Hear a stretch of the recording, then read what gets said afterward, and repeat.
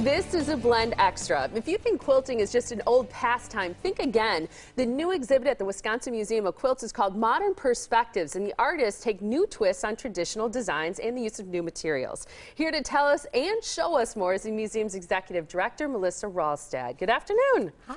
Welcome back. We're so excited to have you here. We want to talk about this beautiful artwork. Yes. A lot of people think of quilts as comforters on beds or blankets, but this is a whole different matter. Yes, these are not comforters on beds. These really are just amazing works of art.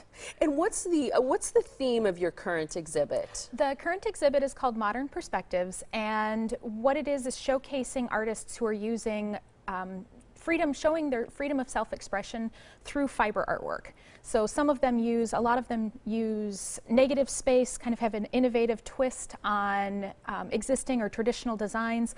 Others might use new materials or different materials in a completely new way. And I'm glad we're showing this specific example right here, because this does not look like a quilt, and it's not a quilt. It's not a quilt. That's where the fiber arts part of it comes in. Right. What is this? This is called Eden. This particular piece has a foam base, and then there is felted wool over the top of it, and then embroidered or embellished with glass beads.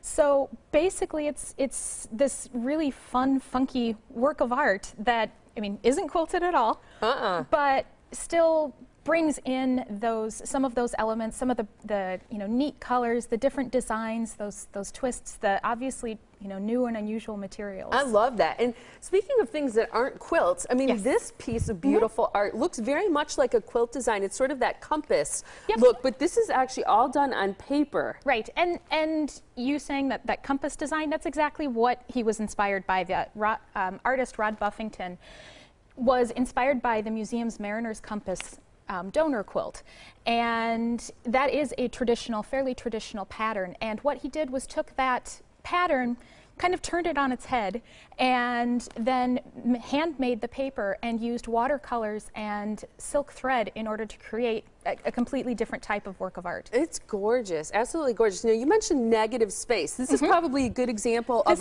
a quilt or piece of art that uses negative space. Right, this is a wonderful example. This is by an artist named Lee Heinrich, and Lee is a graphic designer by trade and a quilter by passion, and she did use negative space, which you can actually see the quilting then in that negative space. In this case, the negative space is just an off-white fabric, but it really highlights that tire tread look in the aquas and the greens. And also creates a diamond shape. Real quickly, the one behind you, this dark gray with pink, is one of my favorites. I just love the colors in this one. And even the back of it, you almost have to see the back of it to truly appreciate the full color and detail. And this one is by a Milwaukee artist. Her name is Rebecca Bark. And I'm thrilled that you actually lifted that back, because it does look completely different.